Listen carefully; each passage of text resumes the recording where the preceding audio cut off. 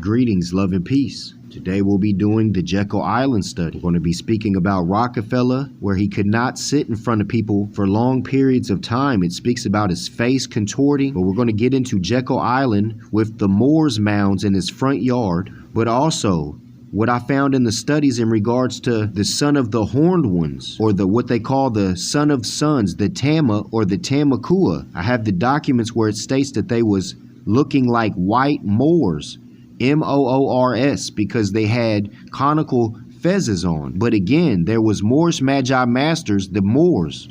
But no matter in the Caucasus Mountains or the Kelchos, the Alpine pastures in Germany, in Georgia with the gold and titanium, troglodytes was all around the world, but there was always their Moorish overseers. Now the experiment with Ea, Ninnersog, Anu, then connected with the Sata queens, all that's directly connected with the Rockefeller. In this two-party system that's created by them, they invent the Rocca pharaohs, okay, and the Rocca shields. And of course, as you already figured out, from Rocca pharaoh comes the term Rockefeller.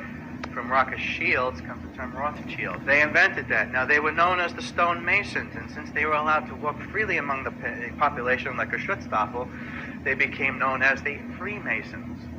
Greys are the Freemasons, okay? In comes the Anquils and the Moorish legacy. The Anquils, who had a relationship with Ea and Ninnersog, saw all this crap going down. Even though they did not have a direct relationship with what was going on, they couldn't exactly step in forcibly. That wasn't their way. They realized where the gene for passion went and where the royal blood went. So as far as the experiment, pulling out all the resources from the mines and earth, then the Rockefellers or the Greys, they come in to be straight tyrants, but they're allowed to walk in front of everybody, which explains why he's having spasms and his face is contorting. He can only stay in front of people for a certain amount of time. The studies is common knowledge. The Moors, who they said was Yamasee, it was Moor mounds on his front parcel of land in Jekyll Island.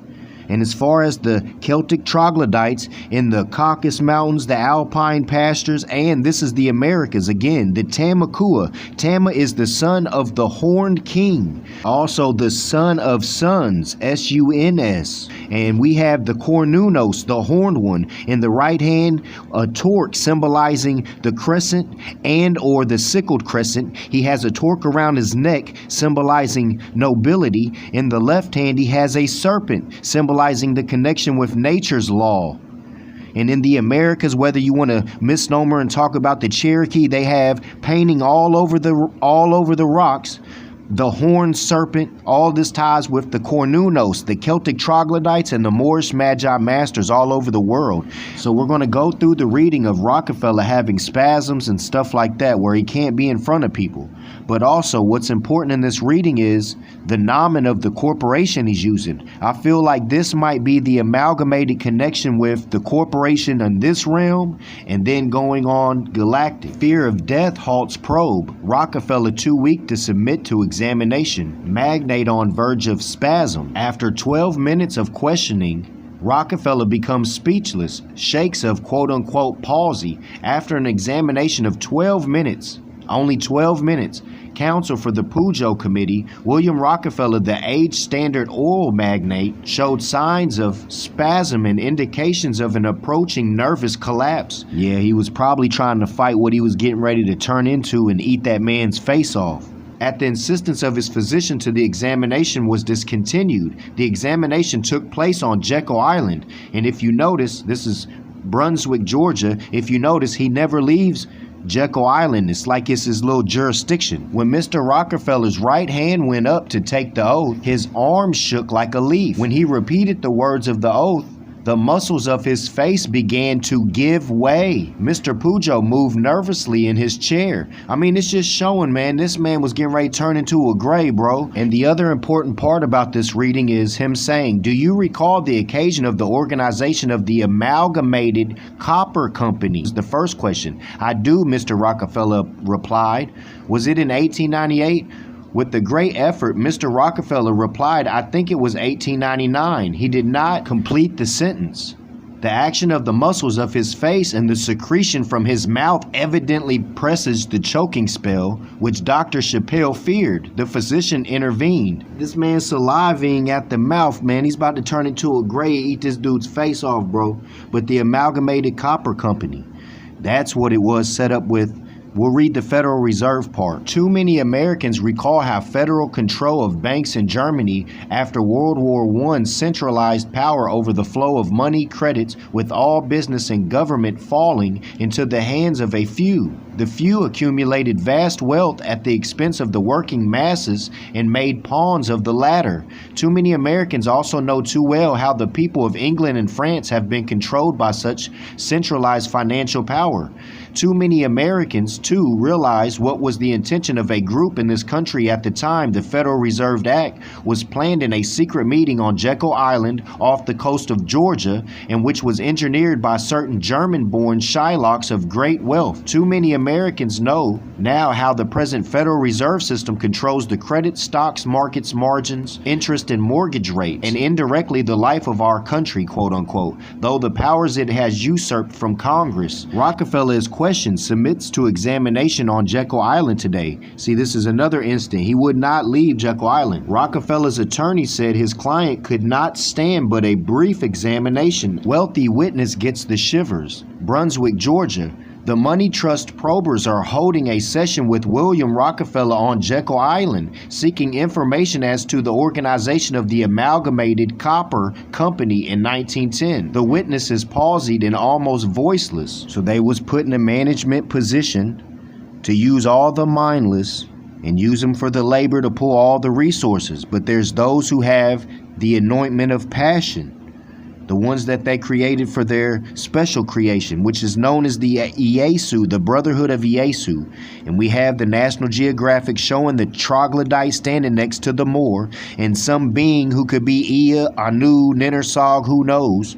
And they are part of the Mohammedan Islam, brother of the Iesu, the troglodytes who have the blood of passion. So we'll get to the Celtic troglodytes in the Americas. I've already went over those in the alpine pastures, being found in the salt mines with the conical headdress with the tassel. They was eating cherries. They had sevens on their necks. Their magi masters on the outside of the mines. Their burial grounds, they found the Cornunnos. They found the Anu wheel. They found Cornunnos looking just like Noble Drew Ali, the image I showed you. All of the resources in the Caucasus Mountains. I have the reading of the Moors who lived on outside of the Caucasus Mountains, known as the Kelchos, because they was the Moors Magi, overseers of the mine drawlers, the resource pullers, the troglodyte Celtic miners. In Georgia, they was pulling titanium and gold.